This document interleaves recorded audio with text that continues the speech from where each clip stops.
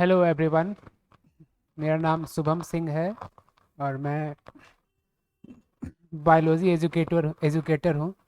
इससे पहले मैंने बहुत सारे रिनॉन्ड इंस्टीट्यूट में as a biology educator as a faculty काम किया हुआ है। ऑनलाइन में मैं अभी तक जुड़ा नहीं था, तो ऑनलाइन लेक्चर्स मेरा इससे पहले आपको कहीं नहीं मिलेगा। अब हम लोग ऑनलाइन भी करने जा रहे हैं। तो मैं अपने बारे में बता दूं कि मैं बायो का नीट 2018 और जिपमर 2018 बायो टॉपर रह चुका हूं मैं। और उसके बाद उसके बाद मैंने बहुत सारी फिर और भी बहुत सारे अचीवमेंट्स हैं मेरे। तो जैसे जैसे आप लोग हम लोग जुड़ेंगे सब कुछ जानेंगे। फिलहाल चूंकि आज मेरा पहला लेक्चर्स है, तो हम लोग आज स्टार्ट करने जा रहे हैं बायोलॉजी का। उम्मीद है कि आप लोग को क्लास अच्छा लगेगा, क्योंकि ऑफलाइन तो बहुत सारे बच्चे और बहुत सारे जगह सभी लोग अभी तक मेरे काम को तारीफ किए हैं। देखते हैं आप लोग का सपोर्ट रहा, और उम्मीद करते हैं कि आप लोग को पढ़ाई अच्छा लगे। तो बायोलॉजी हम लोग आज स्टार्ट करने जा रहे हैं। बहुत ही इंटरेस्टिंग बायोलॉजी एक अपने आप में बहुत ही बेहतरीन सब्जेक्ट है। और ख़ास करके इंडिया में तो जितने भी मेडिकल वाले बच्चे हैं, बायोलॉजी बैकबोन होता है।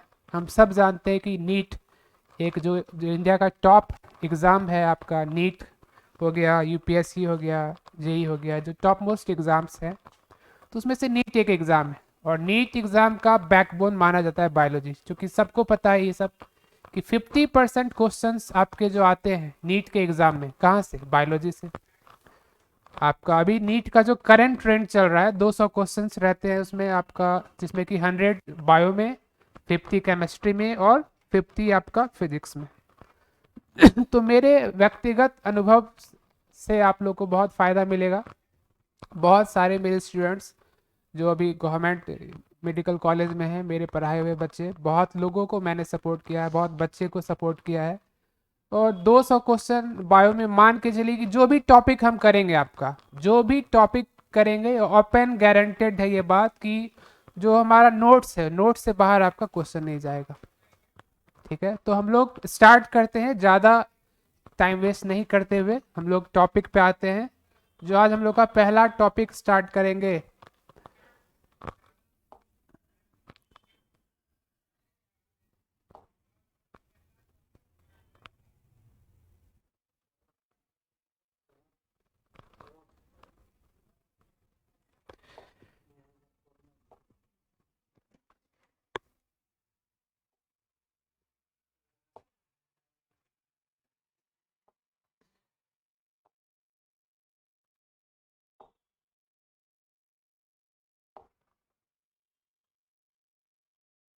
हाँ, तो हम लोग आज पहला बायोलॉजी का स्टार्ट करेंगे। मेरा फर्स्ट लेक्चर है, और चूंकि मेरा ऑनलाइन इससे पहले एक्सपीरियंस नहीं रहा है, तो हो सके थोड़ा बहुत हो जाए, तो उसके लिए कुछ ज़्यादा नहीं लेना है। तो बायोलॉजी का हम लोग बेसिक बेसिक से स्टार्ट करेंगे। बायो तो अपने आप में एक वास्ट है और बहुत ही डाइवर्सिटी है बायो में। तो बायोलॉजी थोड़ा बहुत हम लोग बेसिक्स जानते हैं, बायोलॉजी क्या क्या होता है बायो में। बायोलॉजी, ठीक है, एक सिंपल सा टर्म है बायोलॉजी। जो आपका बायोलॉजी टर्म है, टर्म बायोलॉजी कहाँ से आया?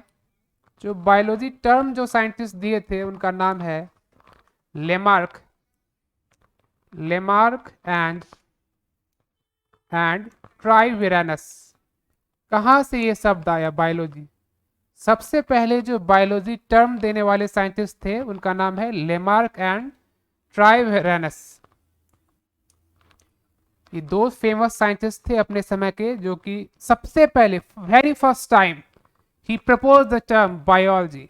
तो बहुत ही सिंपल सा टर्म है बायोलॉजी। बायोलॉजी हम लोग जानते हैं कि बायोलॉजी में क्या पढ़ते हैं हम लोग। सिंपली आसान शब्दों में अगर बात करें, एकदम सिंपल भाषा का हम प्रयोग करेंगे, क्योंकि मेरा जो भी आपका जो भी लेक्चर्स रहेगा वो हाइब्रिड मोड में रहेगा। हिंदी इंग्लिश दोनों हम लोग यूज़ करेंगे। एक तो हाइब्रिड हाइब्रिड मोड में रहेगा, दूसरा आप मेरे आप इंग्लिश एक्सेंट में भी आपको मिल जाएगा। तो लेकिन आप लोग को मोस्ट ऑफ द स्टूडेंट चूंकि आपका इंडियन है, तो वो आप हाइब्रिड मोड में ही देखना पसंद कीजिएगा। तो बता रहे थे कि बायोलॉजी, सिंपली अगर बायोलॉजी का बात करें तो बायो मतलब क्या होता है? बायोलॉजी को कैसे डिफाइन करते हैं? Study of life forms.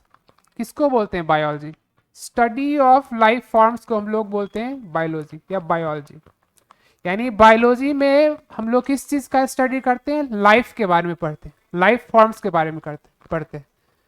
Biology को कैसे डिफाइन करेंगे, it is the branch of science in which we study about the life forms. बहुत सारे लाइफ फॉर्म्स के बारे में पढ़ते हैं, बहुत सारे मिलियंस ऑफ स्पेसीज हैं, सब लोग को पता है, ये सब बहुत बेसिक बेसिक बात है। तो स्टडी ऑफ लाइफ फॉर्म्स को हम लोग बोलते हैं बायोलॉजी, बायोलॉजी। अब देखिए, अगर ब्रांचेज ऑफ बायोलॉजी का बात करें तो बायोलॉजी में तो बहुत सारा ब्रांच है। अभी नीट यूजी लेवल पे अगर कम ही ब्रांच है, फिर आप लोग एमबीबीएस में जाइएगा तो वहाँ पे तो और भी ज़्यादा है। तो यहाँ पे +2 लेवल पे अगर बात करें तो मेनली हम लोग बायोलॉजी क्या क्या पढ़ते हैं बताइए। एक हो गया आपका बॉटनी पोर्शन और दूसरा हो गया आपका जूलॉजी पोर्शन। मेनली अगर +2 लेवल या नीट यूजी लेवल पे बात करें, ऐसे तो और भी बहुत सारा ब्रांच है, एनाटॉमी है, फिजियो है, बायोकेम है। आप एमबीबीएस में जाएंगे पढ़ेंगे, फार्मेकोलॉजी हो गया, फोरेंसिक मेडिसिन हो गया, साइकेट्री हो गया, गायनी हो गया, मतलब बहुत सारा 19 सब्जेक्ट्स पढ़ना रहता आप एमबीबीएस में। तो यहाँ पे +2 लेवल पे अगर बात करें तो सिंपली बायोलॉजी को 2 पार्ट में हम लोग डिवाइड करते हैं। एक हो गया आपका बॉटनी और दूसरा हो गया जूलॉजी। बॉटनी में हम लोग प्लांट्स के बारे में स्टडी करते हैं, बॉटनी में हम लोग प्लांट्स के बारे में स्टडी करते हैं, और जूलॉजी पोर्शन में हम लोग एनिमल्स के बारे में स्टडी करते हैं। तो बायोलॉजी को हम लोग बेसिकली 2 पार्ट्स में डिवाइड किए, एक बॉटनी और दूसरा zoology. In botany we study about plants mainly and in zoology we study about animals mainly. ठीक है, सिंपल सिंपल बात करेंगे। अभी बॉटनी के बारे में बात करें तो बॉटनी के जो फादर थे, क्वेश्चन कभी कभी रहता है ये सबसे नॉर्मल एग्जाम वगैरह में, फादर ऑफ बॉटनी किनको बोला गया है, फादर ऑफ बॉटनी बोला गया है थियोफेरास्टस। ये भी एक रिनॉन्ड साइंटिस्ट थे अपने समय के, थियोफेरास्टस। थियोफेरास्टस को बोला गया है फादर ऑफ बॉटनी। और फादर ऑफ जूलॉजी को किनको बोला गया है, फादर ऑफ जूलॉजी ये बोला गया है एरिस्टोटल। एरिस्टोटल का सब लोगों ने नाम सुना होगा, बहुत सारा अचीवमेंट है इनका साइंटिफिक रिसर्च में, बायोलॉजी का। इवन यहाँ तक कि बायोलॉजी का जो फादर है, फादर ऑफ बायोलॉजी भी आपको किनको बोला जाता है, वो भी एरिस्टोटल को ही बोला जाता है। तो बहुत ही फेमस साइंटिस्ट थे अपने समय के, बहुत सारा अचीवमेंट है इनका, फिलोसफर भी थे, साइंटिस्ट भी थे, और भी बहुत सारे अचीवमेंट्स है। तो ये बेसिक बेसिक जो चीज़ें हैं बायो के बारे में वो मैंने आपको अभी जस्ट बताई। बायोलॉजी हम लोग सिंपली क्या करते हैं, स्टडी ऑफ लाइफ फॉर्म्स को बायोलॉजी बोलते हैं। 2 मेन पार्ट है आपका बॉटनी जूलॉजी, और बॉटनी में हम लोग प्लांट्स के बारे में स्टडी करते हैं और जूलॉजी में हम लोग एनिमल्स के बारे में स्टडी करते हैं। ठीक है, अब यहाँ से जो भी स्टूडेंट्स को लिखना होगा आप लिख सकते हैं, ऐसे पीडीएफ में सब कुछ मिल जाएगा, लेकिन हम चाहेंगे कि आप लोग क्लास के साथ ही सब लोग इंपॉर्टेंट पॉइंट्स को लिखते चले, ताकि उससे आप लोग पढ़ते चले साथ साथ ही। ठीक है, तो हम लोग जो फर्स्ट टॉपिक स्टार्ट करने वाले हैं, यहाँ तक अगर हो गया है, आगे हम लोग बढ़ते हैं। फर्स्ट टॉपिक जो हम लोग अब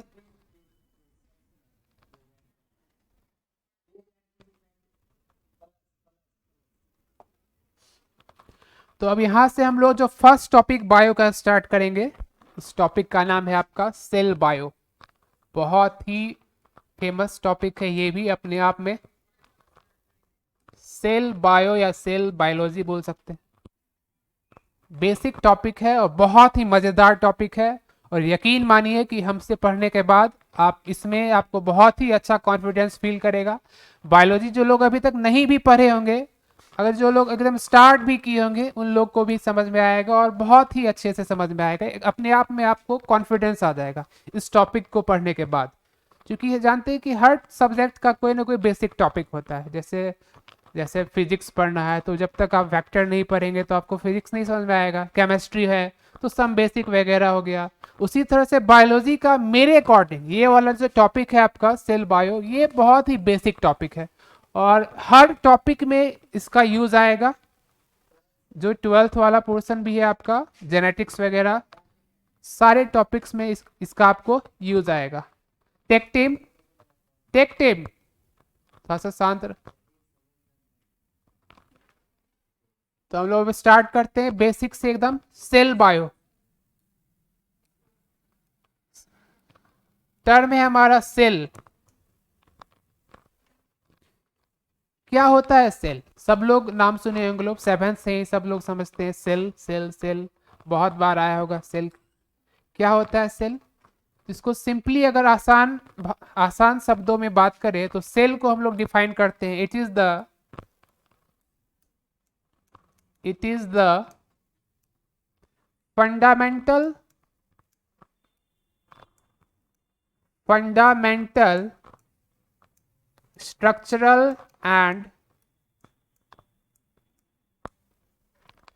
structural and functional unit of life।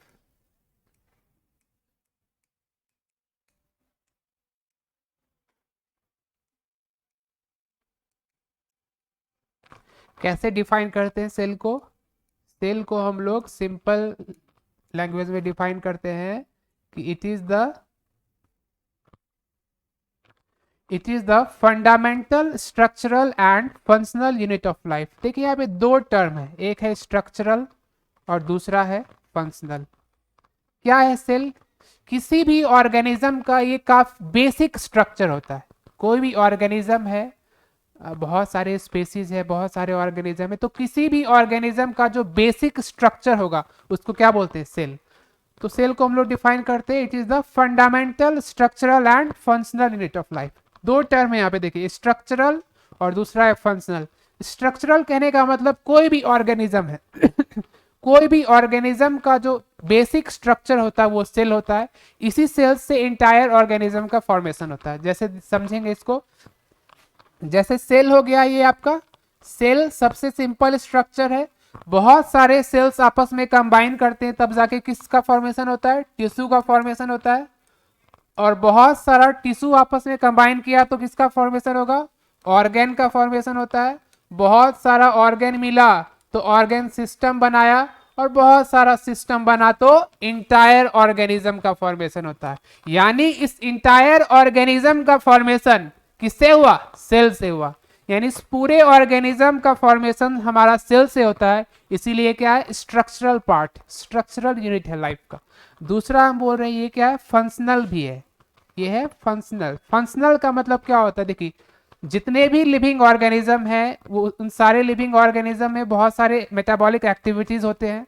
वो सारा मेटाबॉलिक एक्टिविटीज एक्चुअली में हो कहाँ पे रहा है? कहाँ पे हो रहा है? तो वो सारा एक्टिविटीज हो रहा है आपका सेल के अंदर। कहाँ हो रहा है? सेल के अंदर। इसीलिए देखिए हम लोग सेल को कैसे डिफाइन करते हैं, इसीलिए it is the fundamental structural and functional unit of life. देखिए बहुत बेसिक बात है, ये सब बहुत बेसिक से समझा रहे हैं और बहुत बेसिक चीज है, लोग नहीं समझ पाते हैं क्यों बोला गया है, कैसे बोला गया है। तो अभी हम लोग समझ गए स्ट्रक्चरल का मतलब क्या हुआ, फंक्शनल का मतलब क्या हुआ। आगे हम लोग आगे बढ़ते हुए इसके बाद हम लोग सेल में देखिए पढ़ना तो बहुत कुछ है। जो हम लोग स्टार्ट किए सेल बायो सीरीज, आप लोग देखे ही होंगे थंबनेल में। सेल बायो सीरीज का क्या मतलब है? देखिए अगर नीट का वेटेज का बात करें तो इस टॉपिक से आपका, इसमें 3 चैप्टर्स हैं। सेल बायो में आपका 3 चैप्टर्स हैं। एक हो गया आपका सेल, और दूसरा है आपका सेल साइकिल, और तीसरा है आपका बायोमोलिकुल्स। ये तीनों पोर्शन मिला के आपका कंप्लीट सेल बायो का टॉपिक आता है। जो हम लोग का सेल बायो यूनिट है एनसीईआरटी के अकॉर्डिंग, जो यूनिट है cell bio, cell the unit of life, उसमें आपका 3 पोर्शन पढ़ना है, cell, cell cycle and biomolecules. और नीट के वेटेज का अगर मैं बात करूं तो आप यकीन मानिए कि 6 से 8 क्वेश्चन इस सिर्फ मात्र सेल बायो से रहता है। 6 से 8 क्वेश्चन। क्योंकि देखिए बायोमोलिकुल्स एक ऐसा टॉपिक है जो आपको बायोलॉजी में भी पढ़ना है और ऑर्गेनिक केमिस्ट्री में पढ़ना है, तो वो उसका वेटेज थोड़ा सा बढ़ जाता। तो इस तीनों को मिला के आप मान के चलिए कि 6 से 8 क्वेश्चन आपका कंफर्म है। और इस सीरीज को पढ़ने के बाद आप यकीन मानिए, आप एकदम यकीन मानिए कि एक भी क्वेश्चन आपका इस हमारे वीडियो से बाहर नहीं जाएगा, हमारे लेक्चर से बाहर नहीं जाएगा, आपके नोट्स से बाहर नहीं जाएगा, इतना आप ट्रस्ट कर सकते हैं हम पे। ठीक है, तो हम लोग और आगे बढ़ते हैं। इसके बाद देखिए हम लोग सेल में और क्या पढ़ते हैं। अगर हम बात करें सेल में, देखिए दो टर्म है, सिंपली वे में अगर बोले तो दो टर्म होता है सेल में। एक है आपका साइटोलॉजी, साइटोलॉजी या साइटोलॉजी, और दूसरा टर्म है आपका सेल बायो। एक है आपका साइटोलॉजी और दूसरा है आपका सेल बायो। साइटोलॉजी में हम लोग सिंपली पढ़ते हैं स्टडी ऑफ सेल स्ट्रक्चर। क्या पढ़ते हैं? Study of cell structure.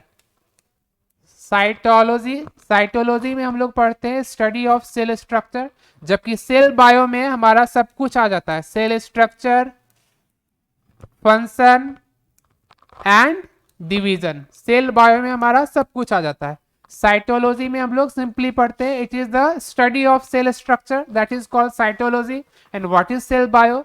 तो सेल बायो में, in cell bio we study about cell structure, function and its division। सब कुछ अगर आ गया तो वो टर्म कहलाता है सेल बायो। जबकि सिंपली अगर सेल का अगर बात है, स्ट्रक्चर का बात है, तो वो आ गया आपका कौन से ब्रांच में आ जाएगा बायो के? साइटोलॉजी में आ जाएगा। ठीक है,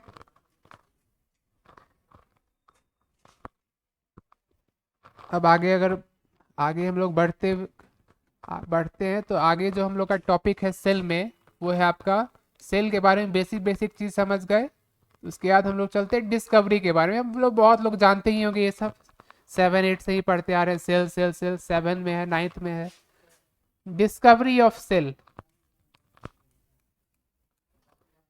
डिस्कवरी ऑफ सेल के बारे में बात किए।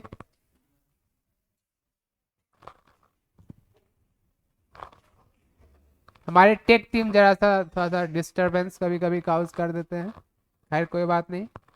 तो डिस्कवरी ऑफ सेल के बारे में अगर हम बात करें तो सबसे पहले जो वेरी फर्स्ट टाइम सेल का जो डिस्कवर किए थे, जो साइंटिस्ट थे, जो फेमस साइंटिस्ट थे अपने समय में के, उनका नाम है रॉबर्ट हुक साहब। रॉबर्ट हुक वो पहले साइंटिस्ट थे जिन्होंने सेल का सबसे पहले डिस्कवरी किया था। क्या नाम है साइंटिस्ट का? Robert Hooke. देखिए अब नीट में क्या क्वेश्चन, ये तो क्वेश्चन नहीं पूछेगा कि सेल का डिस्कवर कौन किया था। नीट वाला क्या क्या क्वेश्चन पूछ सकता है। तो देखिए रॉबर्ट हुक जो सेल का डिस्कवरी किए थे, वो एक्चुअली में कैसा सेल था? वो एक्चुअली में डेड सेल था। वो डेड सेल था, वो लिविंग सेल्स नहीं था। तो नीट वाला पूछता है कि सबसे पहले लिविंग सेल्स का डिस्कवर कौन किए थे। आपका एनसीईआरटी का लाइन है, वो आपको एनसीईआरटी में मेंशन है। तो सबसे पहले वेरी फर्स्ट टाइम अगर लिविंग सेल्स का बात करें, तो सबसे पहले लिविंग सेल्स का डिस्कवरी करने वाले जो साइंटिस्ट थे, उनका नाम है एंटोन वॉन ल्यूवेनहुक। ये वाला पार्ट आपका नीट का क्वेश्चन है कि सबसे पहले लिविंग सेल्स का डिस्कवरी कौन किए थे। तो AV Leeuwenhoek. AV Leeuwenhoek was the first scientist who first of all discovered living cells. ठीक है, तो इसको लिख लेंगे। और रॉबर्ट हुक जो सबसे पहले सेल का डिस्कवर किए, वो कैसा सेल था? डेड सेल था। सिंपली वो क्या किए रॉबर्ट हुक, अगर बात करें तो प्लांट है, प्लांट का एक पार्ट ले लिए कॉर्क, प्लांट का एक पार्ट ले लिए कॉर्क, उसको वो खुद से ही माइक्रोस्कोप वो डिजाइन किए थे। तो सेल्फ डिजाइन माइक्रोस्कोप से वो जब देखे रॉबर्ट हुक साहब, सेल्फ डिजाइन माइक्रोस्कोप से, तब उनको कॉर्क में क्या नजर आया? उनको कॉर्क में नजर आया हनीकॉम्ब लाइक स्ट्रक्चर। मधुमक्खी का जो होता है वो हनीकॉम्ब लाइक स्ट्रक्चर, वो उनको नजर आया, जिसको कि वो बाद में सेल नाम दिए। ये किए रॉबर्ट हुक। कॉर्क को जब खुद से बनाए हुए माइक्रोस्कोप में देखे तो उनको नजर आया हनीकॉम्ब लाइक स्ट्रक्चर, मधुमक्खी का जो छत्ता होता है वैसा स्ट्रक्चर नजर आया, जिसको कि वो बाद में सेल दिए। एक और बात जानेंगे कि रॉबर्ट हुक जो सेल का डिस्कवरी किए, तो अपने सारे एक्सपेरिमेंट्स को जो वो देखे, जो वो फील किया, जो भी वो देखे, सारे को एक बुक में वो लिख दिए थे।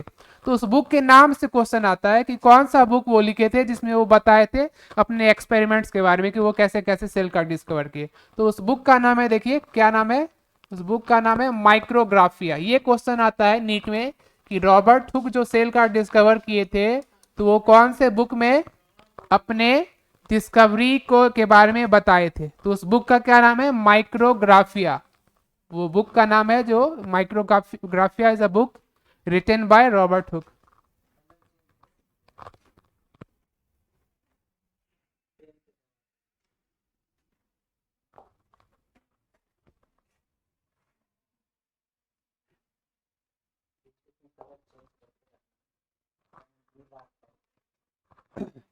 तो ये हो गया हमारा डिस्कवरी ऑफ सेल। अगला टॉपिक अगर हम बात करें तो सेल बेसिक बेसिक चीज एक बार रिकॉल कर ले। सेल्स क्या है नहीं है सब पढ़ लिए, डिस्कवरी ऑफ सेल पढ़ लिए। उसके बाद जो अगला टॉपिक हम लोग का है वो है आपका सेल थ्योरी। अगला टॉपिक सेल में हम लोग क्या पढ़ेंगे, सेल थ्योरी के बारे में पढ़ेंगे। Cell theory,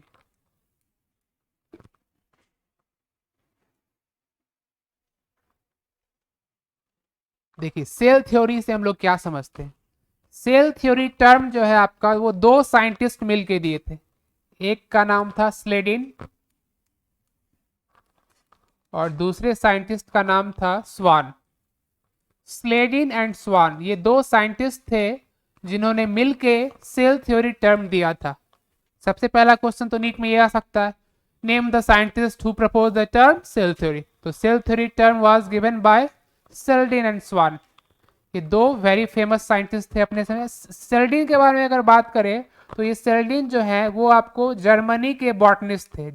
he was a German botanist, very intelligent genius scientist, German botanist थे ये सेल्डिन।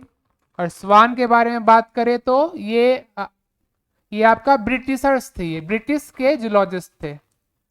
He was a British zoologist, British zoologist. तो सेल थ्योरी टर्म दो साइंटिस्ट मिलके दिए थे, सेल्डिन एंड स्वान। सेल्डिन जो है आपका वो जर्मन बॉटनिस्ट थे और स्वान ब्रिटिश जूलॉजिस्ट थे। बॉटनिस्ट मतलब बॉटनी को पढ़ने वाले, स्टडी करने वाले, रिसर्च करने वाले साइंटिस्ट को बोलते हैं बॉटनिस्ट। जूलॉजी पे रिसर्च करने वाले साइंटिस्ट को बोलते हैं जूलॉजिस्ट। तो ये जर्मन बॉटनिस्ट थे, ये ब्रिटिश जूलॉजिस्ट थे। तो इन्होंने मिलके बहुत सारे प्लांट्स और एनिमल्स पे स्टडी किया और स्टडी करने के बाद फाइनली जो कंक्लूजन ये दोनों क्या निकाले। अच्छा स्वान जूलॉजिस्ट थे तो लेकिन वो प्लांट्स पे भी स्टडी किए थे और ये सेल्डिन जो है वो सिर्फ प्लांट थे। तो ये दोनों मिलके फाइनली कंक्लूजन क्या निकाले। पहला कंक्लूजन सेल थ्योरी का कि all living beings are made up of cell. All living beings, all living beings are made up of cell. all living beings are made up of cell.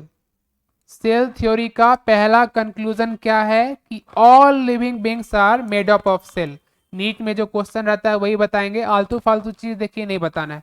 पढ़ने के लिए बहुत सारा है, यही डिफरेंस हो जाता है आपका हार्ड वर्क और स्मार्ट वर्क में। क्या पढ़ना है और क्या नहीं पढ़ना है, जिसको ये पता है तो वही आपका सिलेक्शन करवाता है। अब सिर्फ सेल थ्योरी पे बहुत बुक कुछ से कुछ लिखते रहता है, लेकिन हम लोग को मतलब नहीं है, हम तो सिंपल वे में जाना है एकदम एनसीईआरटी के अकॉर्डिंग। तो सेल थ्योरी का पहला स्टेटमेंट, जो पहला कंक्लूजन क्या निकल के आया कि all living beings are made up of cell. जितने भी ऑर्गेनिज्म है इस अर्थ पे, अगर कोई भी ऑर्गेनिज्म लिविंग है तो वो किस चीज के बने होंगे, वो सेल्स के बने होंगे। किसी भी ऑर्गेनिज्म को हम लोग लिविंग इसीलिए बोलते हैं क्योंकि वो सेल्स का बना होता है। ठीक है, यानी लिविंग एंड नॉन लिविंग का पहला क्राइटेरिया ही यही हो जाएगा कि सेल का होना या नहीं होना।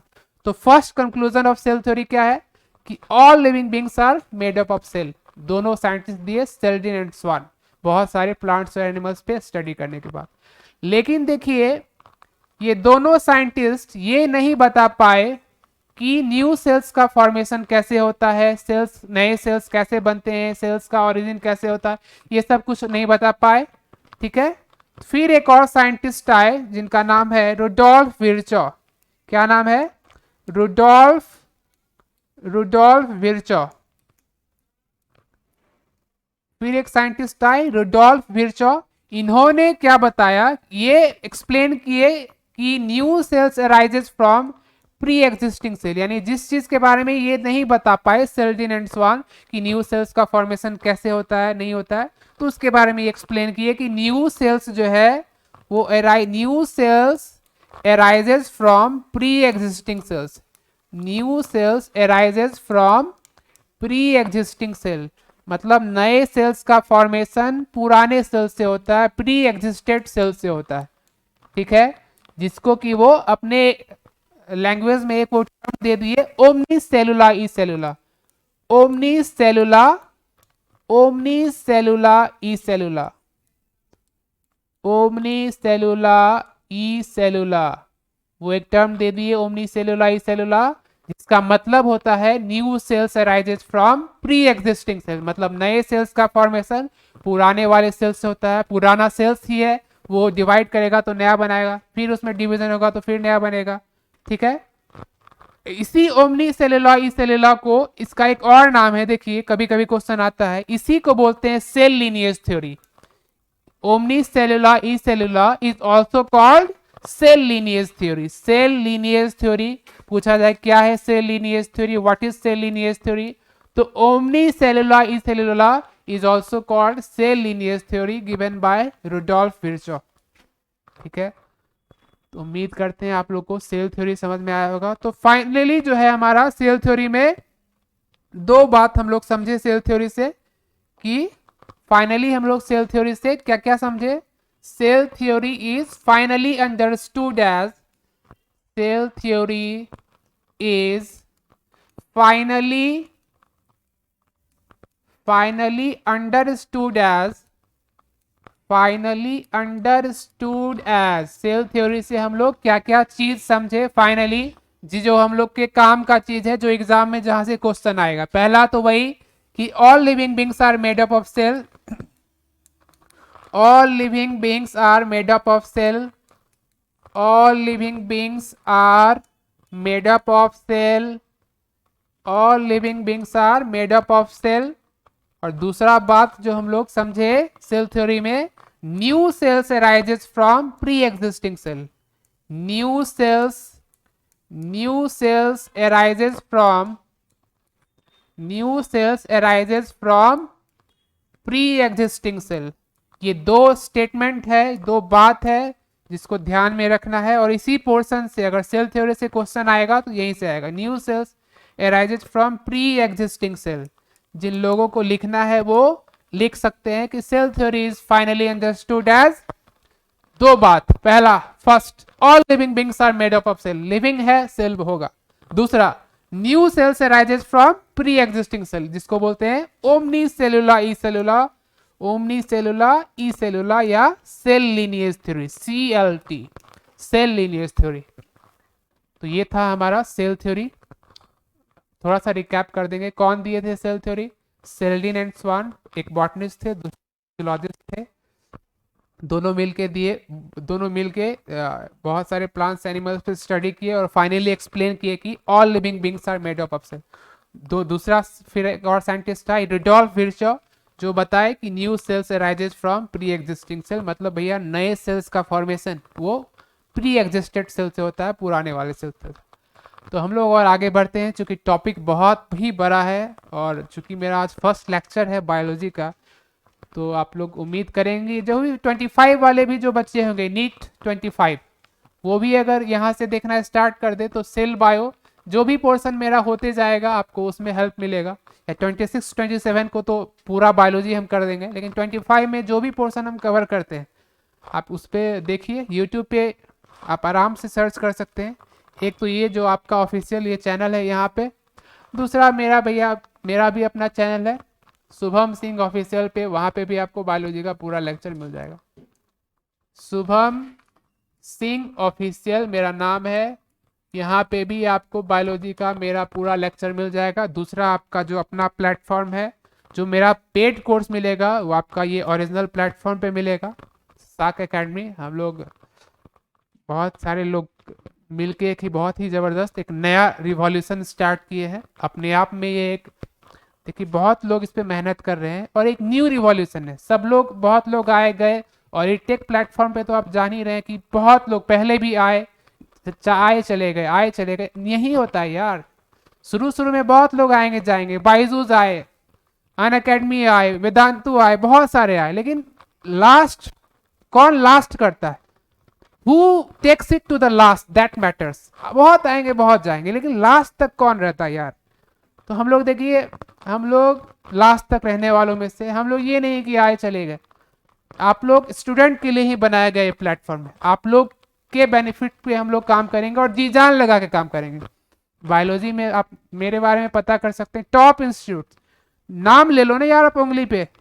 बंसल थ्रू आउट पढ़ाए, मैंने पढ़ाया हुआ है बंसल में, एलन में मैंने पढ़ाया हुआ है। आपके अदर सब्जेक्ट में भी जो टीचर हैं, जैसे फिजिक्स में करण जी, तो खैर दो फ्रेंड ही हैं मेरे, अच्छा पढ़ाते हैं, बहुत अच्छा पढ़ाते हैं वो भी। लेकिन बायो में तो आप आंख बंद करके भैया विश्वास कर सकते हैं, इससे बाहर नीट में क्वेश्चन आया, मेरा लेक्चर्स हम पढ़ाना छोड़ देंगे, आप मेरे लेक्चर्स पे जो बोलना है बोलिए, लेकिन क्वेश्चन इससे बाहर नहीं आएगा। तो सेल थ्योरी, ज्यादा बात इधर उधर नहीं करते हुए हम लोग टॉपिक पे आगे बढ़ते हैं। सेल थ्योरी के बाद जो हम लोग का अगला टॉपिक है, अगला टॉपिक, अच्छा सेल थ्योरी से हम लोग क्या क्या और क्या क्या आ सकता है, अगला जो टॉपिक है हम लोग का वो exception to the cell theory. Cells theory के कुछ एक्सेप्शन भी हैं, क्योंकि भैया बायोलॉजी है ये, तो बायोलॉजी मीन्स एक्सेप्शन। बायो और केमिस्ट्री में तो एक्सेप्शन रहते हैं, सब लोग को पता है। तो सेल थ्योरी का भी कुछ कुछ एक्सेप्शन है। तो what is the exception to the cell theory. और नीट वाला जो एक्सेप्शन है भैया वही क्वेश्चन डालता है, नॉर्मल तो वो पूछेगा नहीं, एक्सेप्शन ज्यादा पूछता है। Exception to the cell theory, क्या क्या एक्सेप्शंस हैं सेल थ्योरी की। एक्सेप्शन कहने का मतलब क्या होता है, जो नॉर्मल से नहीं हो, नॉर्मल है ट्रेंड, नॉर्मल ट्रेंड जो फॉलो नहीं कर रहा हो। तो सेल थ्योरी का एक्सेप्शन मतलब, देखिए बायोलॉजी में कुछ कुछ ऐसे ऑर्गेनिज्म हैं बायो में, या सॉरी अर्थ पे, जो आपको मिल जाएंगे जो सेल थ्योरी को फॉलो नहीं करते हैं। कुछ कुछ ऐसे ऑर्गेनिज्म हैं जो सेल थ्योरी को फॉलो नहीं करते हैं, वही सारे ऑर्गेनिज्म क्या हो गए, एक्सेप्शन हो गए। अच्छा कौन कौन से ऑर्गेनिज्म जो सेल थ्योरी को फॉलो नहीं करते हैं, और सेल थ्योरी को फॉलो नहीं करने का क्या मतलब है। सेल थ्योरी को फॉलो नहीं करने का मतलब है कि वो सेल्स के नहीं बने होते, उनमें सेल नहीं होता है। और कौन कौन से ऑर्गेनिज्म हैं जो सेल्स थ्योरी को फॉलो नहीं करते हैं या जिनमें सेल नहीं होता है। तो भैया पहला ऑर्गेनिज्म है वायरस। नाम तो सभी लोग सुने होंगे, हाल ही में कोरोना वायरस आया था। जो फर्स्ट एक्सेप्शन है सेल थ्योरी का क्या है, वो वायरस। सब लोग नाम सुने होंगे, अपने आप में ये गैंगस्टर है और अकेला गैंगस्टर है, या वार करता है बहुत खतरनाक। तो वायरस के बारे में जो हम लोग बात करते हैं, तो इस क्या है वायरस, ये सेल थ्योरी का एक्सेप्शन है। सेल थ्योरी का एक्सेप्शन कहने का मतलब ये सेल्स का नहीं बना होता है, और अगर ये सेल का नहीं बना होगा तो अभी हम जस्ट बताए शुरू में भैया कि ऑर्गेनिज्म को हम लोग लिविंग तभी बोलेंगे जब उसमें सेल होगा। इसीलिए वायरस के बारे में देखिए कुछ कुछ बात, वायरस टॉपिक डिटेल में पढ़ना है हमारा क्लासिफिकेशन में, जो टॉपिक है बायोडाइवर्सिटी का, लेकिन यहाँ पे भी हम कुछ कुछ बताएंगे आपको, क्योंकि ठीक है यहाँ भी जान लेना चाहिए। तो वायरस के बारे में अगर कुछ बात हम लोग जाने, तो वायरस क्या है, ये सेल थ्योरी को फॉलो नहीं करता है, और इसीलिए इसको बोला जाता है कि virus is known as the connecting link. Virus is known as the connecting link between living and non-living organism.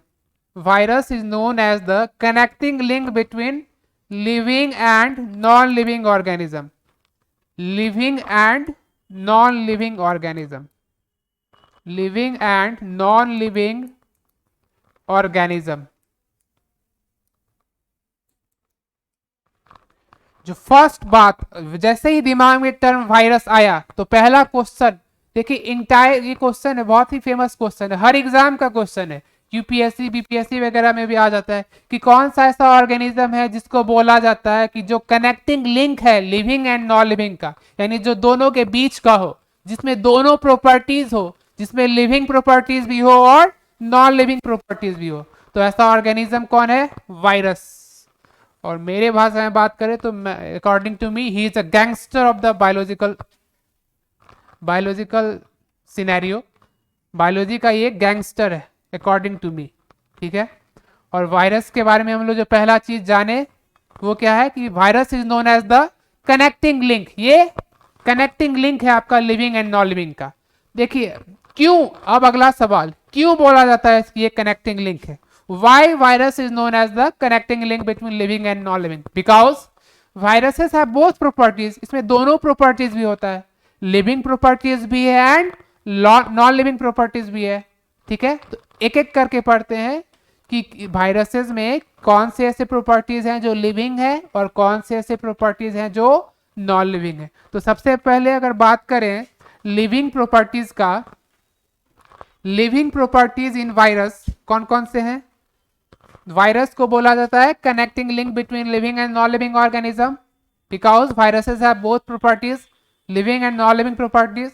Living properties का बात करें तो वायरस में लिविंग प्रॉपर्टीज कौन कौन होते हैं, समझते हैं एक एक करके।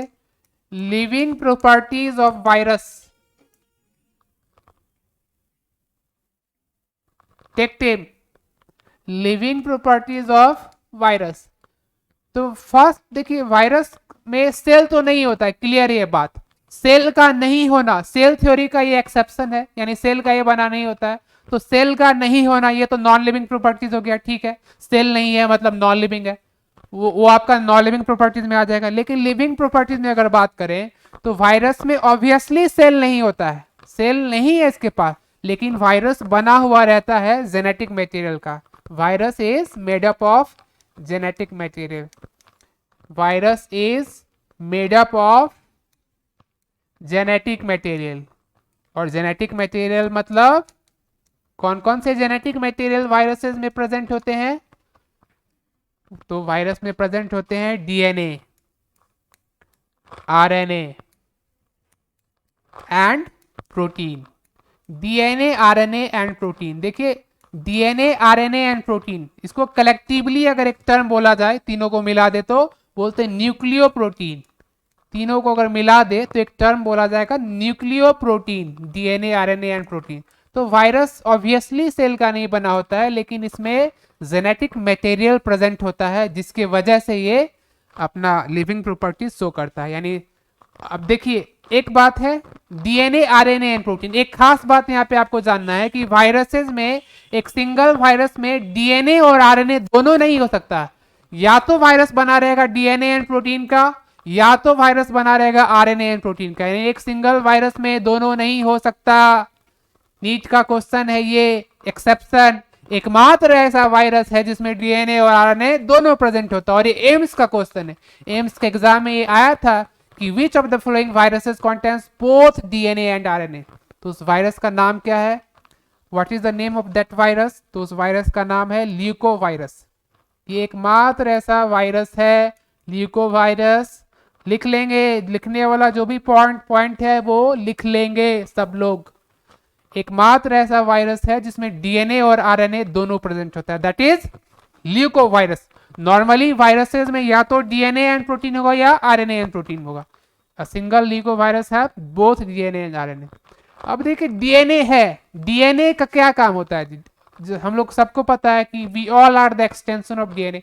मेन जेनेटिक मटेरियल होता है किसी भी ऑर्गेनिज्म का। अगर मेन जेनेटिक मटेरियल पूछा जाए तो डीएनए। एक ऑर्गेनिज्म से दूसरे ऑर्गेनिज्म जो बन रहा है तो उसके पीछे कौन रिस्पॉन्सिबल है? सेल डिवीजन के लिए क्या रिस्पॉन्सिबल है? डीएनए। मेनली डिवीजन किसका होता है? डीएनए का। डीएनए का रेप्लिकेशन होता है। तो मेन चीज तो है ही ना यार वायरस के पास। वायरस के पास तो मेन चीज है जिसके वजह से ये अपने नंबर्स को बढ़ा सकता है, अपना प्रोडक्शन को बढ़ा सकता है। तो this is the living properties of virus. तो वायरसेस को बोला जाता है exception to the cell theory, ठीक है। और जो पहला फेमस टर्म वायरस के लिए जो हम लोग यूज किए, क्या कि viruses are known as the connecting link between living and non living organism, ठीक है। ये कनेक्टिंग लिंक है, यानी इसमें लिविंग प्रॉपर्टीज भी है एंड नॉन लिविंग प्रॉपर्टीज भी है। तो लिविंग प्रॉपर्टीज ऑफ वायरस, तो लिविंग प्रॉपर्टीज ऑफ वायरस के बारे में क्या क्या है देखिए। तो वायरस बना हुआ रहता है जेनेटिक मटेरियल का, यानी न्यूक्लियो प्रोटीन का बना हुआ रहता है। ये होगा आपका लिविंग प्रॉपर्टीज हो गया। और न्यूक्लियो प्रोटीन यानी डीएनए, आरएनए एंड प्रोटीन। एक बात, या तो डीएनए एंड प्रोटीन का बना रहेगा या तो आरएनए एंड प्रोटीन का बना रहेगा, ठीक है। एकमात्र वायरस है जिसमें दोनों होता है, दैट इज ल्यूको वायरस। अगला लिविंग प्रॉपर्टीज पे अगर बात करें वायरसेस में, अगला लिविंग प्रॉपर्टीज क्या क्या हो सकता है देखिए। वायरसेस में कुछ कुछ एंजाइम्स भी प्रेजेंट होते हैं। Viruses viruses also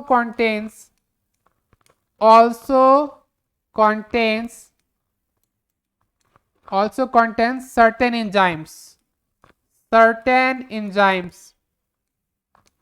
certain enzymes like transcriptase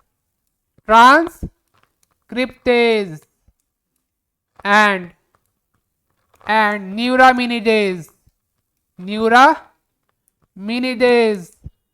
Viruses also contain certain enzymes like transcriptase and neuraminidase. ये कुछ एंजाइम्स भी वायरस में प्रेजेंट होते हैं जिसके हेल्प से वो अपना काम करता है, रेप्लिकेशन वगैरह। अगला क्या है, अगला लिविंग प्रॉपर्टीज क्या क्या हो सकता है? कुछ वायरस में म्यूटेशन वगैरह भी होता है, तो ये भी लिविंग प्रॉपर्टी आ गया। some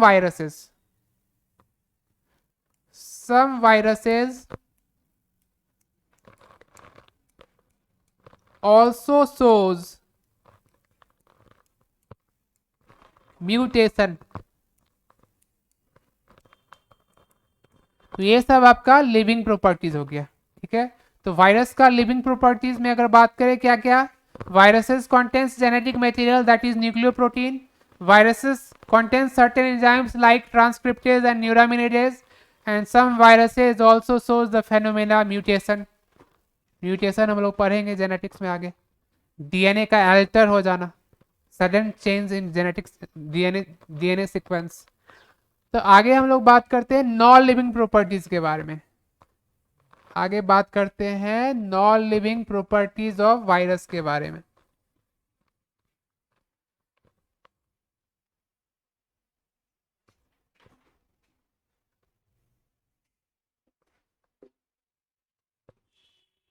लिविंग प्रॉपर्टीज हम लोग देख लिए, आगे बात करेंगे।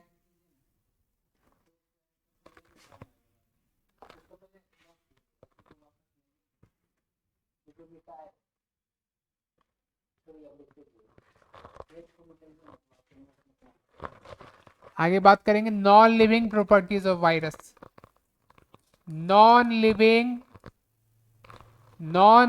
Properties of virus.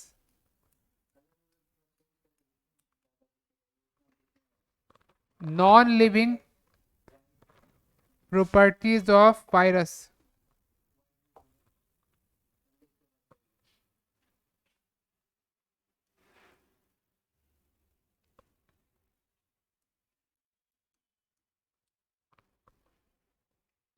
तो वायरस में नॉन लिविंग प्रॉपर्टीज क्या क्या है? तो पहला तो वही है भैया, सेल का नहीं होना। कैसा प्रॉपर्टीज है? Non living. Absence of cell, energy formation वगैरह नहीं होता है, ठीक है। रेस्पिरेशन वगैरह नहीं होता है, ये सब नॉन लिविंग है। No energy formation,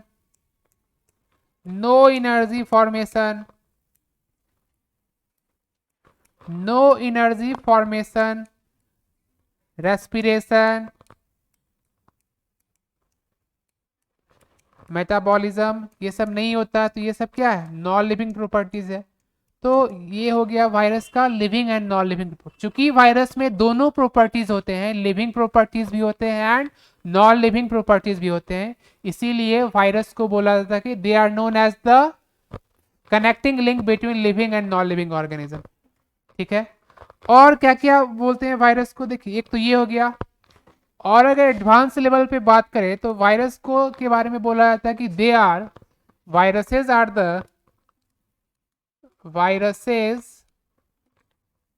are the obligate intracellular parasite. Obligate intracellular parasite. Viruses are the obligate intracellular parasite.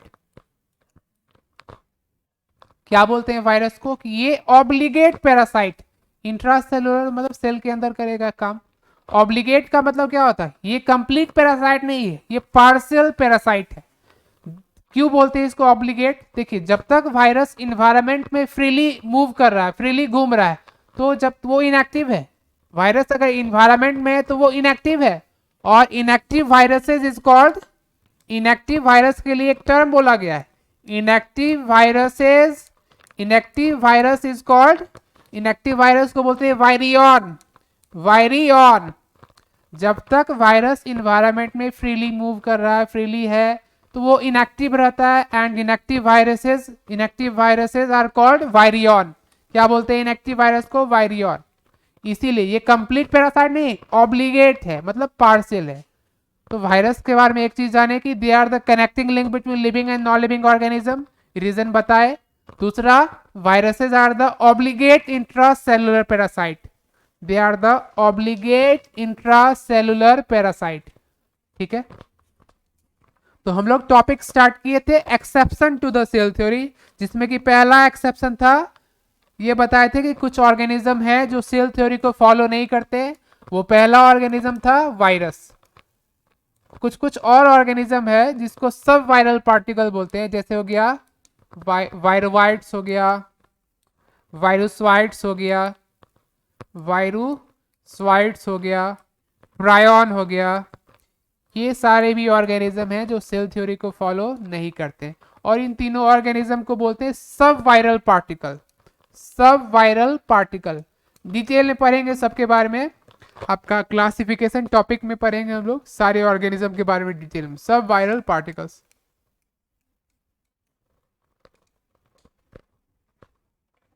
ठीक है, तो ये हम लोग का जो टॉपिक सेल थ्योरी टॉपिक है वो खत्म हो चुका है।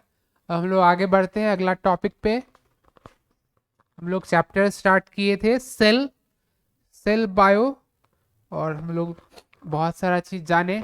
उम्मीद करते हैं आप लोग को अच्छा लग रहा होगा और बहुत कुछ सीखने को मिला होगा। अगला जो टॉपिक हम लोग स्टार्ट करेंगे, ठीक है, सेल में आगे बढ़ने से पहले कुछ कुछ बेसिक जो टर्म सेल में आएगा वो हम लोग देखते हैं। कुछ कुछ टर्म है जो आगे यूज में आएगा। जैसे एक टर्म है आपका साइटोप्लाज्म, एक टर्म है साइटोप्लाज्म। क्या होता है ये साइटोप्लाज्म? सिंपल में अगर देखिए समझे तो साइटोप्लाज्म क्या होता है कि सेल है, सेल के सेंटर पे न्यूक्लियस होता है, सबको पता है। और सेल अगर मान लेते हैं ये एक एनिमल सेल है, तो एनिमल सेल का आउटर मोस्ट कवरिंग क्या होता है? Cell membrane. और न्यूक्लियस है तो न्यूक्लियस के आउटर मोस्ट कवरिंग को क्या बोलेंगे? Nuclear membrane. देखिए, सेल मेम्ब्रेन और न्यूक्लियर मेम्ब्रेन के बीच में जो भी स्पेस है, space present between the cell membrane and nuclear membrane, that is called cytoplasm. इसको क्या बोलेंगे? साइटोप्लाज्म बोलेंगे। Cell membrane and nuclear membrane के बीच में जो भी स्पेस प्रेजेंट है उसको साइटोप्लाज्म बोलते हैं। अब देखिए साइटोप्लाज्म है क्या? स्पेस ही तो है। अब स्पेस में कुछ भी हो सकता है। साइटोप्लाज्म का दो पार्ट हो जाता है, एक पार्ट को बोलते हैं साइटोसोल और दूसरे पार्ट को बोलते हैं ट्रोपोप्लाज्म। एक को बोलते हैं साइटोसोल और दूसरे को बोलते हैं ट्रोपोप्लाज्म। यानी साइटोप्लाज्म का वह पार्ट जहां पे सिर्फ और सिर्फ लिक्विड मटेरियल प्रेजेंट हो, that is called cytosol, that is called cytosol. Cytoplasm का वह पार्ट जहां पे सिर्फ और सिर्फ, any part of the cytoplasm which contains only liquid material, that is called cytosol। और साइटोप्लाज्म का वह पार्ट जहां पे ऑर्गेनल्स प्रेजेंट हो, इंक्लूजन प्रेजेंट हो, दैट इज कॉल्ड ट्रोपोप्लाज्म। यानी इस पार्ट में आपका ऑर्गेनल्स वगैरह प्रेजेंट होगा, this is called, any part of the cytoplasm contains organelles, containing organelles। तो साइटोप्लाज्म का दो पार्ट होता है, एक को बोलते हैं साइटोसोल और दूसरे को बोलते हैं ट्रोपोप्लाज्म। साइटोप्लाज्म का वह पार्ट जहां पे सिर्फ लिक्विड सब्सटेंस प्रेजेंट हो, that is called cytosol. And cytoplasm का वह स्पेस जहां पे ऑर्गेनल्स प्रेजेंट हो, इंक्लूजन वगैरह प्रेजेंट हो, दैट इज कॉल्ड ट्रोपोप्लाज्म। तो cytoplasm is divided into two parts, one is cytosol and the other is trophoplasm. अब देखिए ये हो गया सेल मेम्ब्रेन और न्यूक्लियर मेम्ब्रेन के बीच में जो भी स्पेस है, एरिया है, that is called cytoplasm. Nucleus के अंदर जो भी स्पेस होगा that is called nucleoplasm. Nucleus के अंदर के स्पेस को बोलते हैं न्यूक्लियोप्लाज्म। और साइटोप्लाज्म एंड न्यूक्लियोप्लाज्म दोनों को कंबाइनली बोलते हैं प्रोटोप्लाज्म। बहुत सारे बच्चे कंफ्यूज कर जाते हैं साइटोप्लाज्म प्रोटोप्लाज्म में, तो आज आपका कंफ्यूजन दूर हो जाएगा हमेशा के लिए। Cytoplasm and nucleoplasm is combinedly called protoplasm. दोनों को कंबाइनली क्या बोलते हैं? प्रोटोप्लाज्म। और प्रोटोप्लाज्म के बारे में एक बहुत ही इंपॉर्टेंट बात हम लोग को जानना जरूरी है कि इसको बोला जाता है it is the physical basis of life. Protoplasm is known as the physical basis of life. It is the physical basis of life. Physical basis of life कौन है? तो हमारा प्रोटोप्लाज्म है, फिजिकल बेसिस ऑफ लाइफ। क्यों क्यों बोला जाता है कि प्रोटोप्लाज्म को फिजिकल बेसिस, यानी जीवन का आधार कौन है? प्रोटोप्लाज्म। क्योंकि प्रोटोप्लाज्म है तो देखिए पूरा सेल हो गया, और पूरा सेल है तो यानी पूरा ऑर्गेनिज्म हो गया, यानी पूरा सेल बन रहा है किससे? प्रोटोप्लाज्म से ही। इसीलिए प्रोटोप्लाज्म को बोलते हैं it is the physical basis of life. ठीक है, एक टर्म बहुत बच्चे देखिए कंफ्यूज कर जाते हैं साइटोप्लाज्म में, न्यूक्लियोप्लाज्म में, प्रोटोप्लाज्म में, और ये तो 99.9% को नहीं पता होगा। ओपन चैलेंज है, 99.9% को नहीं पता होगा including teachers, what is protoplast. Protoplast क्या होता है बताइए? एक क्वेश्चन आ चुका है एक बार कि किसी ईयर में पूछा गया था ये प्रोटोप्लास्ट, व्हाट इज प्रोटोप्लास्ट, जो कि आपका एक क्वेश्चन आ चुका है किसी ईयर में, रिकॉल नहीं आ रहा, लेकिन आपका ये PYQ में था AIPMT के टाइम में। तो प्रोटोप्लास्ट समझते हैं, देखिए किसको बोलते हैं। प्रोटोप्लास्ट, साइटोप्लाज्म समझ गए, न्यूक्लियोप्लाज्म समझ गए, प्रोटोप्लाज्म समझ गए। अब टर्म है हमारा प्रोटोप्लास्ट। प्रोटोप्लास्ट किसको बोलते हैं?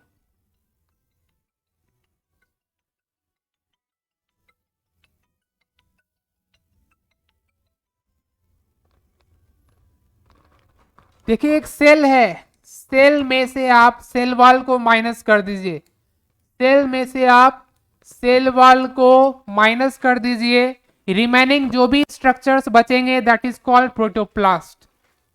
क्या होता है प्रोटोप्लास्ट? सेल में से सेल वॉल को माइनस कर दीजिए, रिमेनिंग जो भी स्ट्रक्चर्स बचेंगे दैट इज कॉल्ड प्रोटोप्लास्ट। बहुत ही इंपॉर्टेंट टर्म है, बहुत लोगों को नहीं पता होता है।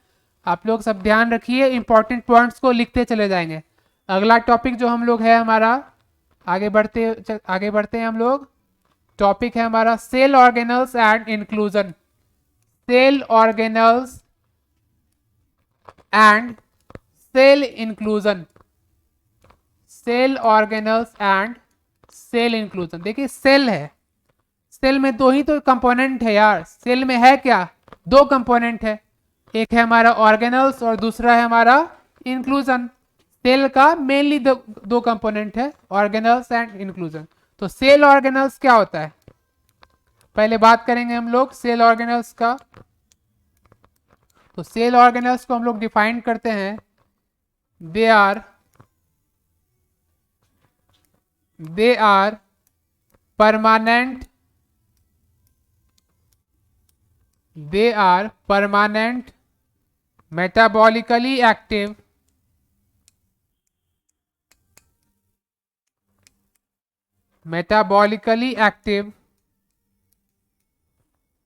living structures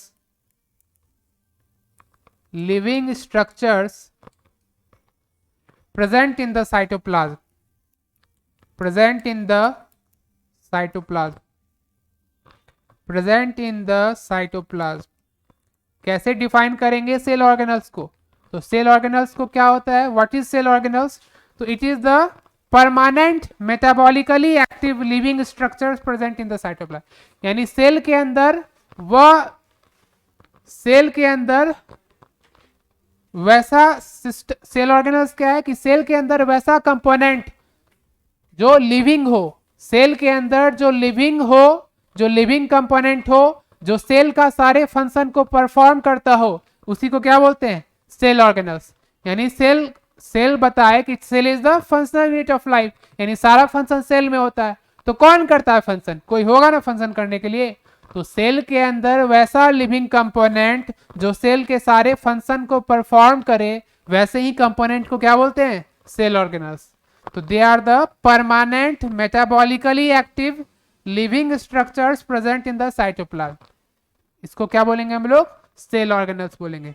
अगला टॉपिक क्या है हमारा? अच्छा, सेल ऑर्गेनल्स हो गया। अब देखिए तो कितने तरह के ऑर्गेनल्स होते हैं, टाइप्स ऑफ ऑर्गेनल्स। सेल के अंदर आपको अलग अलग तरह के ऑर्गेनल्स मिल जाएंगे।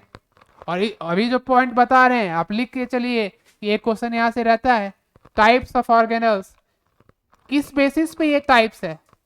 टाइप्स ऑफ ऑर्गेनल्स किस बेसिस पे? Types of organelles on the basis of membrane, on the basis of membrane. Membrane के आधार पे आपका कितने तरह के ऑर्गेनल्स होते हैं उसके बारे में हम लोग जानेंगे। Types of organelles on the basis of membrane. तो देखिए तो यानी कुछ ऑर्गेनल्स है जो मेम्ब्रेन लेस है, कुछ है जो सिंगल मेम्ब्रेन बाउंडेड होता है, कुछ डबल होता है। तो मेम्ब्रेन के आधार पे हमको कुछ कुछ तरह का ऑर्गेनल्स है जो सेल के अंदर आपको मिलेगा, एक एक करके जानेंगे। देखिए तो पहला होता है आपका first membraneless cell organelles. First is membraneless cell organelle. Membraneless cell organelles.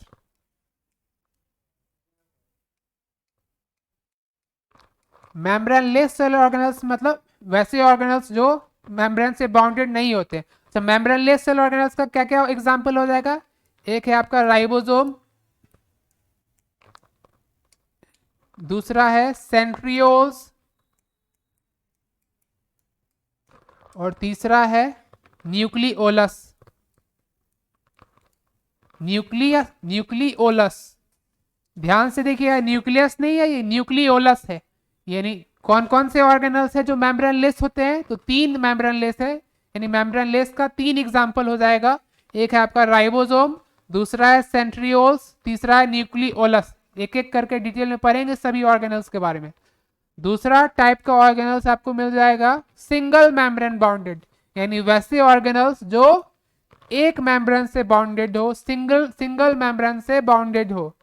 Single membrane bounded cell organelle, single membrane bounded, यानी ऐसे ऑर्गेनल्स जो सिंगल मेम्ब्रेन से बाउंडेड हो। तो सिंगल मेम्ब्रेन में कौन कौन आता है? देखिए, इंडोमेम्ब्रेन सिस्टम का जो भी पार्ट हो जाएगा, ER, endoplasmic reticulum, Golgi complex, Golgi complex, ER, Golgi complex, lysosome, lysosome और वैक्यूल। एक और है जो जिसके बारे में भी बहुत लोग को नहीं पता रहता है, जो है आपका माइक्रोबॉडीज। माइक्रोबॉडीज भी कैसा ऑर्गेनल्स में आता है? माइक्रोबॉडीज भी आपका सिंगल मेम्ब्रेन बाउंडेड में ही आएगा। माइक्रोबॉडीज के अंदर बहुत सारे ऑर्गेनल्स आते हैं, पेरोक्सीजोम, स्फेरोजोम, मेलानोजोम, लोमाजोम, ग्लाइऑक्सीजोम, ये सारे माइक्रोबॉडीज के एग्जाम्पल हैं। तो सेल ऑर्गेनल्स कितने तरह के मिल गए? पहला मेम्ब्रेनलेस सेल ऑर्गेनल्स। मेम्ब्रेनलेस में कौन कौन आया? 3 मेम्ब्रेनलेस सेल ऑर्गेनल्स आया, ribosome, centrioles and nucleolus. Single membrane bounded में कौन कौन आ गया? तो 5 आ गया, ER, Golgi complex, lysosome, vacuole and microbodies. और तीसरा टाइप है आपका ऑर्गेनल्स का, तीसरा जो टाइप का ऑर्गेनल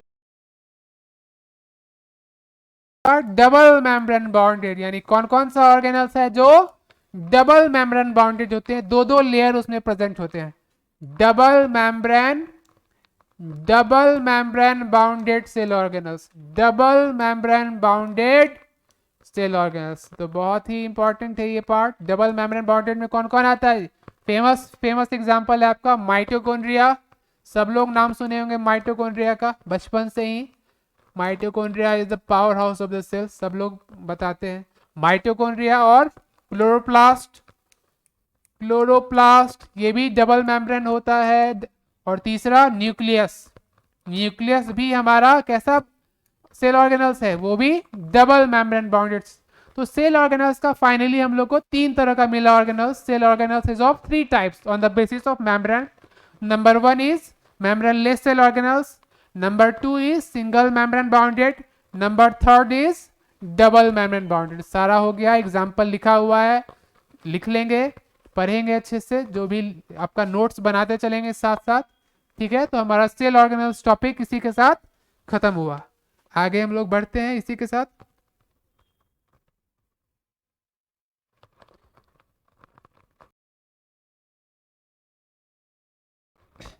अच्छा, सेल ऑर्गेनेल्स के बाद हम लोग अगला टॉपिक पढ़ेंगे सेल इंक्लूजन।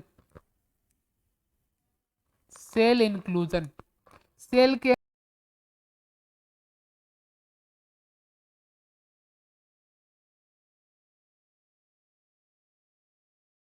है, सारे नॉन लिविंग कंपोनेंट को बोलते हैं इंक्लूजन। जनरली ये क्या होते हैं, रिजर्व फूड हो गया, वेस्ट प्रोडक्ट हो गया, ये सब किस में आता है, सेल इंक्लूजन में आता है। They are the non living components of the cell, they are the non-living components of the cell, they are the non-living components, they are the non-living components of the cell. It includes, cell inclusion में क्या क्या आता है, it includes reserve food, reserve food, reserve food, waste product, waste product, etc। Reserve food मतलब जैसे हम लोग human से एनिमल्स का रिजर्व, प्लांट्स का रिजर्व फूड क्या होता है, स्टार्च होता है, ये सारे रिजर्व फूड। वेस्ट प्रोडक्ट मतलब बहुत सारा नाइट्रोजनस वेस्ट होता है, एल्कलॉइड्स वगैरह, मॉर्फिन, कोडीन, ये सब क्या आपका सेल इंक्लूजन में आता है। तो हमारा दो सेल के अंदर दो कंपोनेंट मिला, एक है ऑर्गेनल्स और दूसरा है इंक्लूजन। आगे बढ़ते हैं हम लोग इस टॉपिक में आगे। अगला टॉपिक है हम लोग का types of cell. Types of cell, देखिए दो तरह का ऑर्गेनिज्म होता है, सबको पता है, यूनिसेल्ड एंड मल्टीसेल्ड ऑर्गेनिज्म। वो आपका सेल के आधार पे, कुछ ऑर्गेनिज्म है जो सिंगल सेल के बने होते हैं, दैट इज यूनिसेलुलर ऑर्गेनिज्म। कुछ ऑर्गेनिज्म है जो जो एक से ज्यादा सेल्स के बने होते हैं, that is multi cell organism. ये सब सबको पता है। यहाँ पे हम बात करेंगे types of cell, types of cell on the basis of nucleus, on the basis of nucleus, या ज्यादा अप्रोप्रिएट अगर बोले तो on the basis of nuclear membrane. Types of cell on the basis of nuclear membrane. Nuclear membrane के आधार पे दो तरह का सेल होता है, देखेंगे एक एक करके।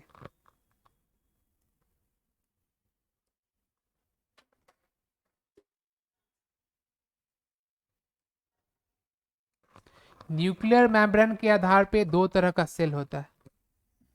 देखिए यहाँ पे हम दो फिगर बनाए हैं, इसमें क्या आपको दिख रहा है कि यहाँ पे न्यूक्लियर मेम्ब्रेन पूरा प्रेजेंट नहीं है। ये फिगर में देखिए तो यहाँ पे आपको कंप्लीट न्यूक्लियर मेम्ब्रेन दिख गया, सेल मेम्ब्रेन दिख गया, जबकि ये फिगर में देखिए यहाँ पे न्यूक्लियर मेम्ब्रेन प्रेजेंट आपको नहीं दिखेगा। इस फिगर में न्यूक्लियर मेम्ब्रेन क्या है, एब्सेंट है या पूरा तरह से प्रेजेंट नहीं है। तो दो तरह के सेल्स होते हैं न्यूक्लियर मेम्ब्रेन के आधार पे, एक को बोलते हैं prokaryotic cell, one is called prokaryotic cell, prokaryotic cell, और दूसरे को बोलते हैं यूकैरियोटिक सेल। न्यूक्लियर मेम्ब्रेन के आधार पे दो तरह के सेल मिल गए, number one is called prokaryotic cell and the second is called eukaryotic cell. Prokaryotic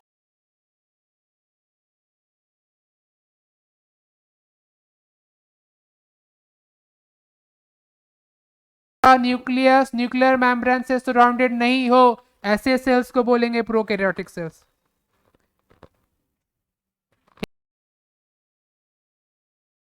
से सराउंडेड हो ऐसे सेल्स को बोलेंगे यूकैरियोटिक सेल। यानी प्रोकैरियोटिक सेल क्या हो गया, such cell in which nucleus is not surrounded with nuclear membrane.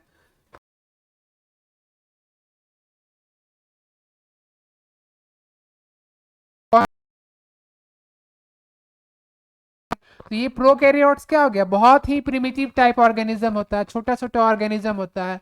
सारा ऑर्गेनल्स वगैरह जितना भी ऑर्गेनल्स अभी हम लोग पढ़े, सारा ऑर्गेनल्स इसमें एब्सेंट होता है, डीएनए कंटेंट बहुत कम होता है, ऑर्गेनल्स है ही नहीं, तो बहुत ही एकदम गरीब है बेचारा, कुछ है नहीं आपका सेलुलर लेवल में इसके पास। तो देखिए, तो एक और बात जानेंगे जो जहां से क्वेश्चन रहता है कि चूंकि प्रोकैरियोट्स के न्यूक्लियस में न्यूक्लियर मेम्ब्रेन तो है नहीं, तो ऐसे न्यूक्लियस को बोलते nucleus of prokaryotes is called nucleoid, यानी क्या हो गया, ये फॉल्स न्यूक्लियस, फॉल्स न्यूक्लियस हो गया। या फिर इसको एक और टर्म बोला जाता है, जीनोफोर भी बोला जाता है, जीनोफोर भी बोला जाता है। ठीक है, जो लोग लिखेंगे इसी तरह से लिखते चले जाएंगे, हेडिंग दे देंगे अब प्रोकैरियोटिक सेल।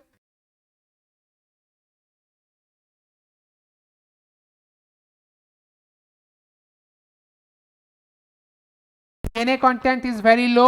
ठीक है, nucleus of prokaryotes is called nucleoid और फॉल्स न्यूक्लियस और जीनोफोर। ठीक है, प्रोकैरियोट्स का एग्जांपल क्या क्या हो जाएगा, देखिए जितना भी बायोलॉजी,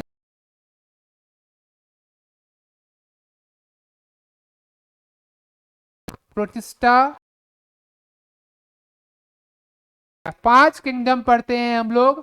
प्रोकैरियोट्स का एग्जांपल कौन हो जाएगा, मोनेरा किंगडम में जो भी आया, जितने भी ऑर्गेनिज्म मोनेरा किंगडम में,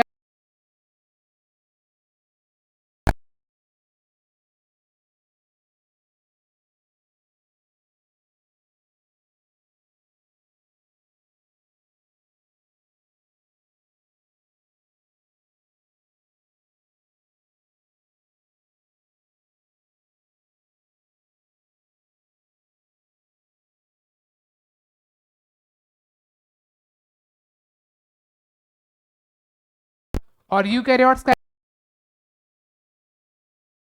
किंगडम क्या है, यूकैरियोट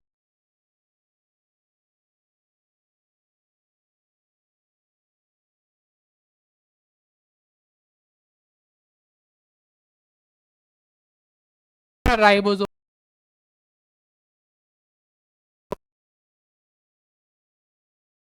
प्रोकैरियोट्स में सारा ऑर्गेनल्स एब्सेंट है, लेकिन एकमात्र ऐसा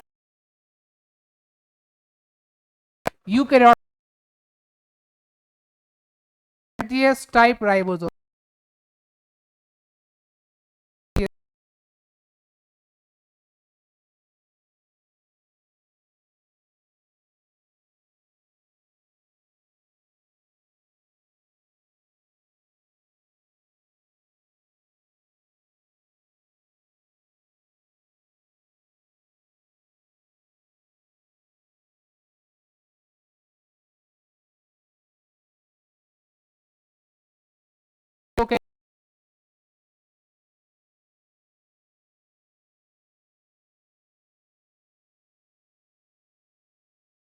क्या क्या स्पेशल स्ट्रक्चर होता है, ग्लाइकोकैलिक्स क्या होता है, प्लाज्मिड क्या होता है, एक एक करके हम लोग देखेंगे। स्पेशल स्ट्रक्चर ऑफ प्रोकैरियोट्स, क्योंकि आज मेरा यूट्यूब पे फर्स्ट लेक्चर है और फर्स्ट टाइम ही ऑनलाइन आपका ये प्रेजेंट कर रहे हैं, तो आज हम ज़्यादा नहीं कर पाएंगे, फिर से हम लोग, लेकिन क्लास अब कंटिन्यू रहेगा। अब ऑनलाइन आए हैं, अब तक तो बहुत जगह ऑफलाइन ही पढ़ाए थे, तो अब ऑनलाइन आए हैं, तो देखिए उम्मीद करते हैं कि आप लोगों को क्लास पसंद आया होगा। और ये टॉपिक हम सेल बायो सीरीज कंप्लीट करेंगे, नीट के लिए बहुत ही इंपॉर्टेंट है, नीट यूजी के लिए। आपका जो भी पोर्शन हम पढ़ाएंगे आप लोग बहुत अच्छे से पढ़ाएंगे, यकीन मानिए कि उससे क्वेश्चन नहीं छूटेगा। तो हेडिंग दे देंगे यहाँ तक, स्पेशल स्ट्रक्चर ऑफ प्रोकैरियोट्स। ठीक है, अब स्पेशल स्ट्रक्चर ऑफ प्रोकैरियोट्स में नंबर 1 खाली यहाँ पे लिख देना है कि पहला स्पेशल स्ट्रक्चर लिखना है हम लोग को सेल इन्वेलप। इसके बाद हम लोग ये हमारा अगला लेक्चर्स में इसको कंटिन्यू करेंगे। ये हमारा आपका यूट्यूब पे जाएगा सेल बायो पार्ट 1 करके, पार्ट 1 में यहीं तक रहने देते हैं, नेक्स्ट क्लास जब भी कंटिन्यू करेंगे तो यहीं से स्पेशल स्ट्रक्चर ऑफ प्रोकैरियोट्स। मेरा लेक्चर आपको इस पे मिल जाएगा, मेरा ऑफिशियल चैनल है आपका यूट्यूब पे जो मिलेगा आपका शुभम सिंह ऑफिशियल करके, लिख लेंगे सब लोग शुभम सिंह ऑफिशियल, ऐसे करके लिख लेना है शुभम